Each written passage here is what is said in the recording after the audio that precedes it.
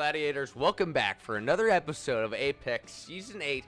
I am your host, the Game Gladiator. Today we're going over some tips that I have used to improve my own gameplay, and I think they might help you out too, especially if you just can't kind of figure out what's going wrong right now. If you're pulling all the moves, you're shooting all the people, and it's just not working out, I think these tips can help. So our first tip has got to be cover. You gotta stay behind cover. I think one of the biggest mistakes I made starting out at Apex is thinking that, gun skill is number one, which it is. Gun skill is number one, but you gotta be able to manipulate cover as well. You gotta be able to manipulate every portion of this game, and one huge thing that other players manipulate that you might as well get good at if you're gonna compete with them is cover. You gotta use cover. So if it's just bouncing out, shooting, and bouncing back to reload, that's good.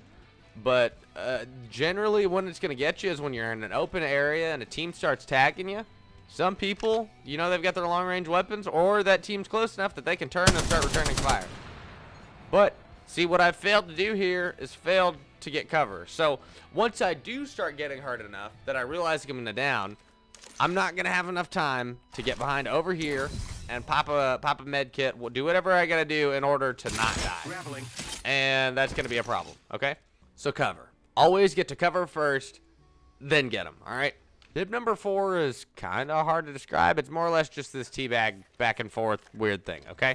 And this isn't something you're going to get right away, but it is very, very useful, especially in close quarters. So again, gunplay is number 1. So you got to figure out ways to beat gunplay when they have other advantages on their side. So something we're going to do is try to mess up their aim. Instead of pushing in and engaging your target at a certain distance, and you can decide your own distance once you get a little bit more comfortable with it, but at a certain distance, what you're going to want to do is teabag back and forth and kind of develop this kind of circular motion you make, so that you see how my sight, despite how much I'm moving right now, is really staying on him the majority of the time. It's because once you get used to this, you'll kind of figure out how to keep it on him most of the time, so that you do land all the shots. And when you don't, you can take out, your secondary gun. But you got to practice that. You really got to practice using both analog sticks and being able to aim in and shoot and come off of that aim if they start, messing you up too much.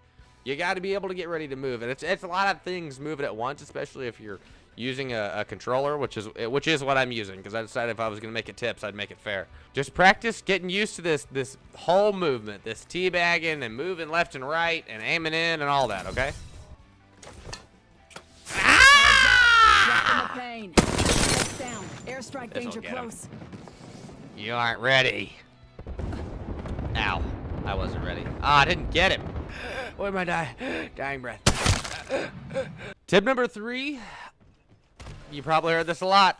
I bet you'll guess what it is. It's high ground. High ground. High ground is key. High ground gives you so many options compared to being on the lower ground, including the ability to push if you down one of them, which is a lot harder if they've got the high ground. This is going to be kind of a brief one. Really, I think you guys get the gist. Just, if a team is approaching you, or maybe if they're already there, the move, one of the first moves, aside from cover, is to get to high ground. And high ground, I guess, is part of that cover. But high ground is going to let you look down on them, lets you crouch and move out of the way really quickly. If you start to get just lasered, it'll let you get out of there, okay? That's number 3. Number 3 is high ground.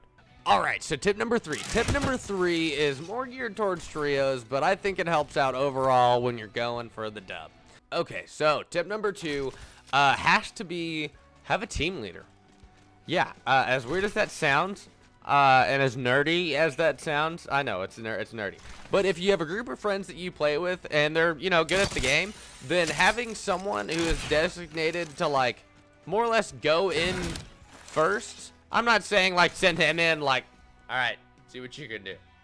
But, you know what I mean? Somebody who sees everybody and calls it out first. Okay, we got a lifeline. I see an Octane. We can't let him res. And then they're the one that calls the push, and that kind of thing. You just don't do anything without a final say-so, and you let that person be more or less the final say-so.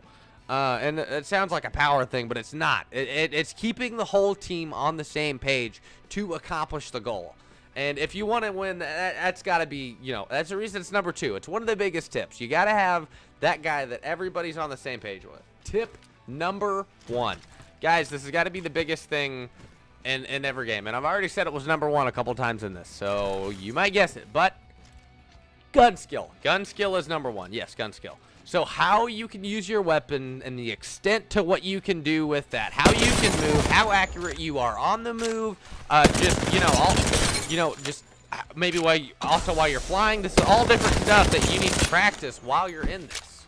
Okay, these are all different kinds of movements that you are going to be demanded to use in the heat of the game. So you need to practice them now. And one of that is just making sure you've got the right sensitivity, like we were talking about earlier, and making sure that, you know, when you hit an octane jump pad or when you use, you know, a grappling hook, that once you cut that, you know exactly where your crosshairs are and you know exactly where you're wanting to hit when you land. Guys, if you liked this video, go ahead and shield bash that like button, cut that subscribe button and hack, and punch you right through that notification bell so you can get notified every time I post more videos just like this one. Guys, if you liked the video, put a comment down there. Tell me what you guys want to see. I'm really eager to put some comment out there, and I've seen some uptake in the views lately. So, yeah, guys, if you like the video, slap that like button. Type in the comments, you know, you suck. Don't do tip videos because you're trash. Or, you know, this actually really helped me. Whatever. I appreciate any feedback. And I will see you guys in the arena.